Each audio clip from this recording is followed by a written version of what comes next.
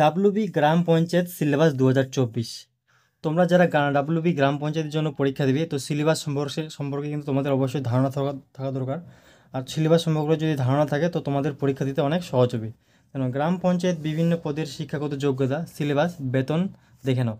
আমি কিন্তু আজকে এই ভিডিওতে শিক্ষাগত যোগ্যতা কী লাগবে কোন পোস্টের জন্য, সিলেবাস কী রয়েছে ওই পোস্টের জন্য, আর বেতন কী রয়েছে, এগুলো কিন্তু আজকে তোমাদের সামনে আলোচনা করব।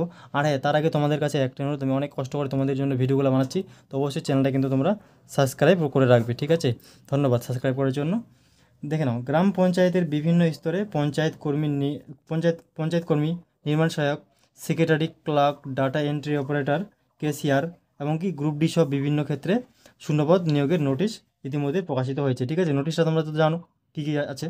তবে উল্লেখিত পদে আবেদন করার জন্য যথাযথ লিখিত পরীক্ষার সিলেবাস প্রকাশিত হলো, ঠিক আছে? তোমাদের কিন্তু সিলেবাস প্রকাশ হয়ে গেছে।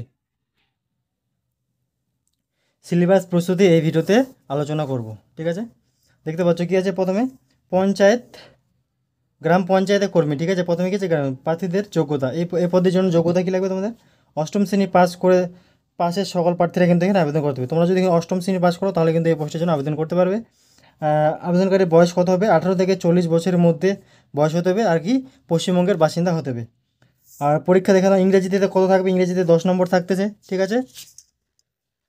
তারপর দেখে নাও, বাংলাতে থাকছে 13 নম্বর, গণিতে থাকছে 10 নম্বর, সাধারণ জ্ঞানে থাকছে 10 নম্বর, আর ইন্টারভিউ থাকছে তোমাদের কত?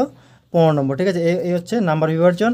আর মাসিক তোমাদের বেতন কত দেওয়া হবে? 17,000 টাকা থেকে 43,600 টাকা পর্যন্ত কিন্তু তোমাদের এখানে বেতন দেওয়া হবে এই পোস্টের জন্য। বোঝা গেল? তারপর কি নির্মাণ সহায়ক, ঠিক আছে?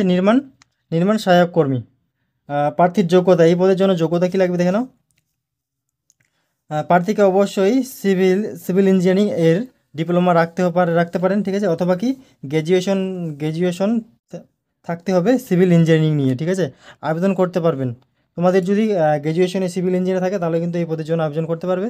পাশাপাশি কি আবেদনকারীর বয়স অবশ্যই 18 থেকে 40 বছরের মধ্যে হতে হবে। প্রার্থীকে অবশ্যই পশ্চিমবঙ্গের বাসিন্দা হতে হবে। এই পদের জন্য এসে নাম্বার বিভাজন কী রয়েছে? ইঞ্জিনিয়ারিংয়ের জন্য কত থাকছে? 65 নম্বর থাকবে। ইংরেজিতে কত থাকবে? 13 নম্বর। সাধারণ জ্ঞানে থাকবে 7 নম্বর, আর ইন্টারভিউ থাকবে তোমাদেরকে 15 নম্বরের, ঠিক আছে? আর এই পদে এবার দেখে নাও, এই পদে স্থায়ী কর্মী হিসেবে নিযুক্ত হলে প্রার্থীর বেতন কত? 28,900 টাকা থেকে 74,500 টাকা পর্যন্ত কি তোমাদের এখানে বেতন দেওয়া হবে।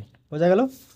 আর তারপর কী আছে দেখে নাও, তারপর পোস্টটা গ্রাম সহায়ক কর্মী। তারপর কী আছে? গ্রাম সহায়ক কর্মী, প্রার্থীর যোগ্যতা। এই পদের জন্য যোগ্যতা কী লাগছে? স্বীকৃতি বোর্ড থেকে মাধ্যমিক বা সমতুল্য শ্রেণী পাশে সকল প্রার্থী আবেদন করতে পারবেন।